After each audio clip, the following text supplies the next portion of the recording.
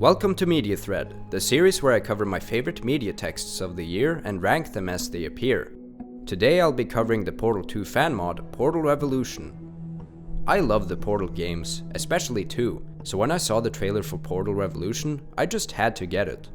It was probably the first game I downloaded in 2024, although I didn't actually play it until near the end of the year.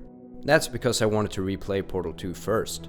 Not that I had to, as Portal Revolution takes place before it, but I wanted to.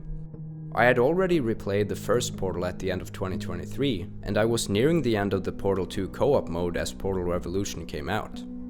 After finishing the co-op mode, I started replaying the single-player campaign, but the likes of Elden Ring and Tears of the Kingdom put me out of my Portal mood, and I wouldn't get back into it until near the end of 2024. I then quickly played through the Portal 2 campaign, and even replayed the co-op mode again since another friend of mine wanted to play it with me. The year was almost over, but I could finally jump into Portal Revolution, which had a lot to live up to. You see, replaying all of Portal 2 made me realize that it really is one of, if not the best game I have played, with its clever puzzle design, fascinating visual storytelling, and hilarious comedy. Portal Revolution might not deliver on all of these, but it definitely nails puzzle design. Seriously, many of these puzzles required me to think a lot in order to solve them, which made it so satisfying when I was able to figure out their solutions.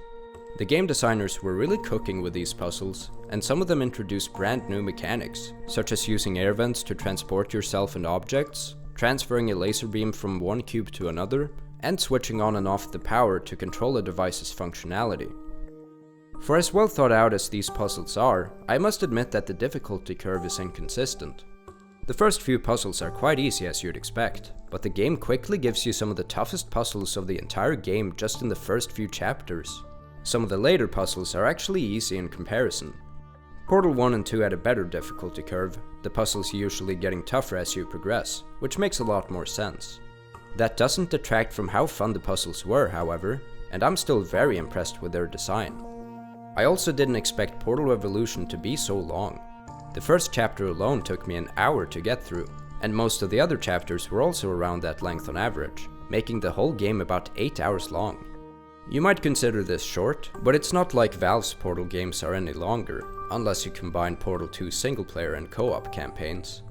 The first Portal game only takes me 2 to 3 hours to finish, so I'd much rather take Portal Revolution's length, especially considering it's free. That's right, you get this much Portal-y goodness for free, and I might actually prefer it over the original Portal. I'm not entirely confident about that, however, as the Valve Portal games are much better written.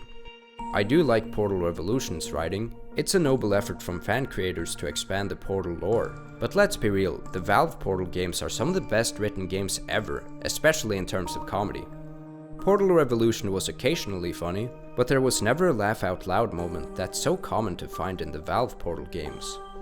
Sterling and Amelia, who are the two cores you meet in the game, are charming, and they're voice acted pretty well, but they don't hold a candle to GLaDOS and Wheatley, which I didn't expect them to, but it's worth mentioning. Also, I was disappointed by the game's ending. It was very abrupt, and I didn't get much out of the after credits, beyond just learning that the Spire got teleported to the moon, which is nowhere near as cool as when you actually shot a portal on the moon by the end of Portal 2. By the way, you can't even do that in Portal Revolution, even though there's a point in which I can clearly shoot at the moon. Then again, the game did explain earlier that this portal gun only has a reach of 8 kilometers, so touché, I guess. I enjoyed the boss before the ending, as you had to quickly figure out some puzzles on a time limit, which led to my death a few times. Annoyingly enough though, I would respawn to the last checkpoint I reached with the same time I had left as I reached it, and I only had 5 seconds left on the very last puzzle, which literally made it impossible for me to do it unless I reloaded an earlier checkpoint. Good thing that was possible, because I would have been soft-locked otherwise, but I shouldn't have to do that at all. I've given Portal Revolution quite a few critiques, honestly more than I expected to, as I found this fan mod highly impressive. It nails the Portal feel so much so that I probably would have thought Valve had made it if I didn't know otherwise.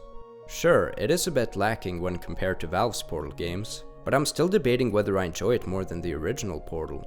And it's honestly the Portal 3 I always wished for, even though it's a prequel. It's not like Valve is going to make a new Portal game, so the talented fans might as well, and I'll happily take even more iterations. Portal Revolution isn't my favorite media text of 2024, but don't let the seemingly low ranking fool you, as I enjoy this game a lot. I'm Arcane, and hopefully, you'll see me next time!